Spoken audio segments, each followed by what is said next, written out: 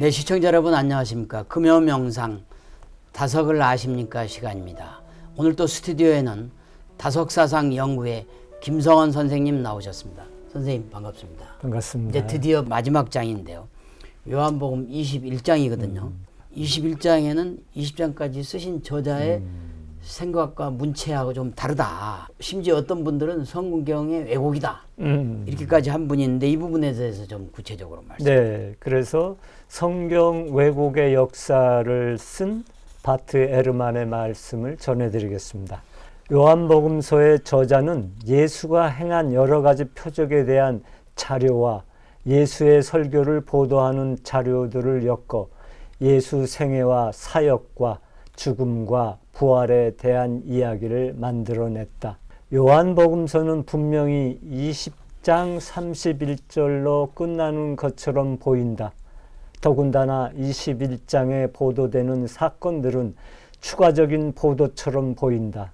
아마 예수의 현현 전승을 부풀리기 위해 또 요한 전승의 중심에 서 있는 애제자가 죽었었을 때 이것이 예상하지 못했던 뜻밖의 일이 아니었다는 것을 설명하기 위해 21장이 덧붙여진 것으로 보인다. 또 이와 관련해서 한국에서도 신구약의 대가이신 우리 정양무 신부님, 그렇습니다. 예, 저기 정양무 신부님도 타석학회 또 회장을 하고 계시죠. 그렇습니다. 정양무 신부님도 비슷하게 말씀을 하셨다는데 소개를 네. 해주시죠.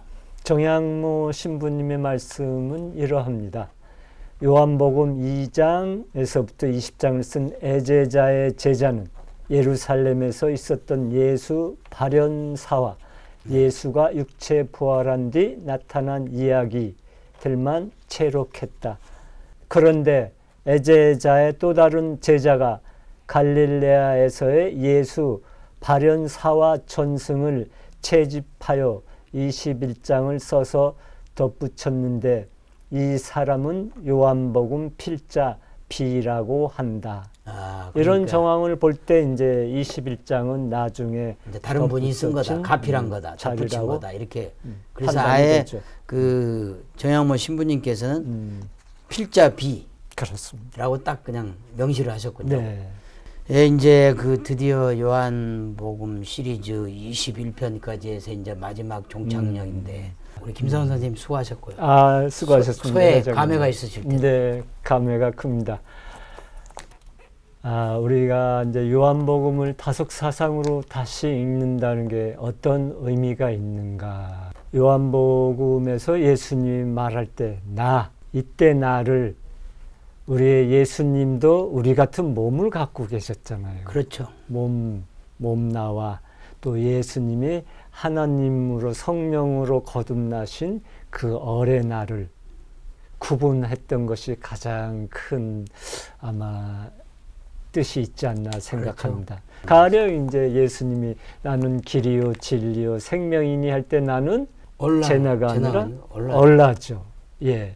그리고 또 십자가에 매달리면서도 내가 세상을 이겼노라 할 때 그때 내가도 예수님의 얼라가 세상을 이겼다는 거지. 그렇죠. 예수님의 몸 제나가 세상을 이겼다는 게 아니죠. 그렇죠. 다들 그래서 우리는 예수님이 이제 길이요 진리요 생명이니까 우리는 예수님을 하나님의 자리에 올려놓고 예수님을 우상화하기에 바빴었던 그렇죠. 지난 날이었습니다. 네. 근데 예수님은 분명히 말했어요. 제자가 선한 선생님이요 했을 때 예수님은 깜짝 놀라시면서 그렇죠. 왜 나한테 선하다고 하느냐. 네. 선한 이는 오직 하나님 아버지 한 분뿐이라는 아주 놀라운 말씀을 하셨어요. 네. 그때 나는 예수님의 이제 제나를 얘기하는 것이죠. 이것만 벌써 구분해도 우리가 성경을 보는데 한 단계 우리의 영적인 수준이 한 단계 높아져서 높아지는 거죠. 보는 것입니다. 그리고 이제 또 하나로 우리가 이제 중요하게 생각해야 될 것이 예수님이 분명히 말했잖아요. 성령으로 거듭나라. 네. 근데 니고데모는 유대인을 가르치는 선생님이라는 니고데모는 어떻게 성령으로 거듭납니까? 우리가 어떻게 어머니의 자궁으로 다시 들어갈 수 있습니까?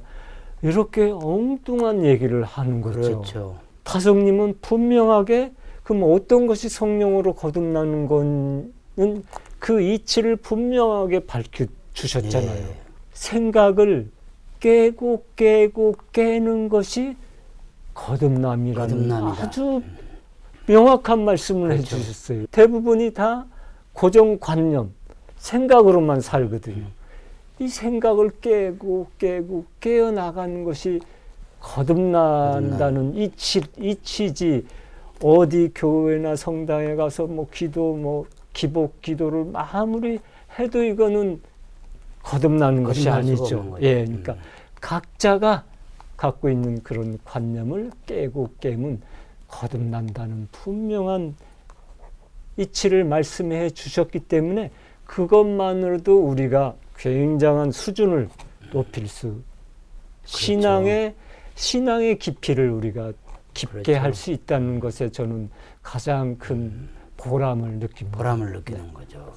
근데 어떻게 회장님은 어떻습니까? 저도 요한복음을 마치면서. 교회에서도 쭉 읽었는데 다석사상을 읽는 요한복음은 성령을 그렇습니다. 강조하셨고 특히 다석사상으로 그 몸죽얼삼. 네. 우리는 아까 나를 육신의 나와 얼의 나를 혼돈하거든요.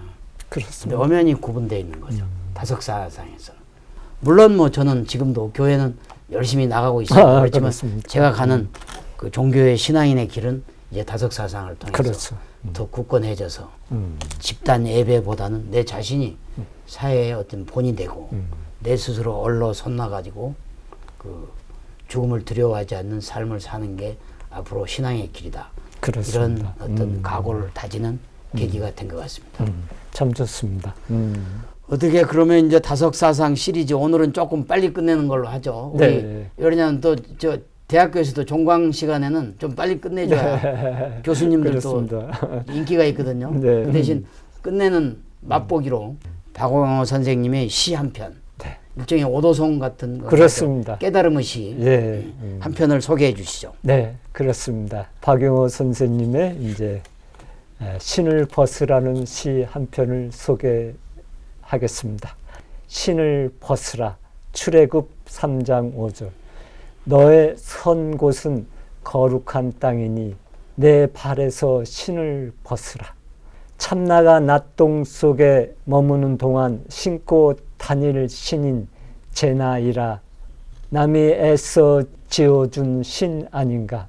고이 탈 없이 소중하게 신다가 거룩한 하느님 나라에 이르면 아낌없이 제나의 신은 벗어버린다.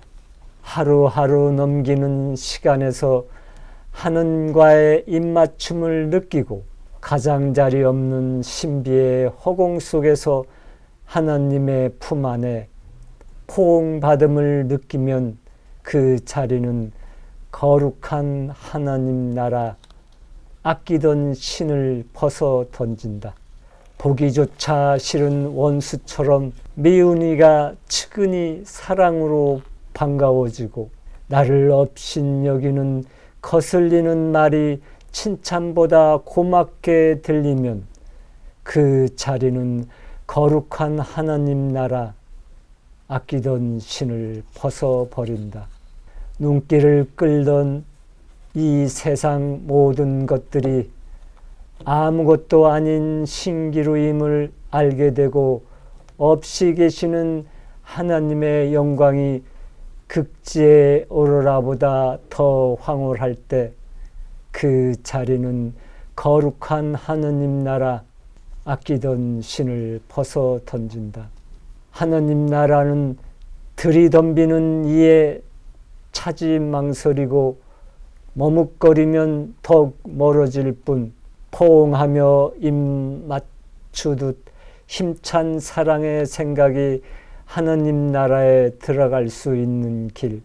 하느님 품속에서 하느님과 하나 되면 아낌없이 제나의 신은 벗어버린다.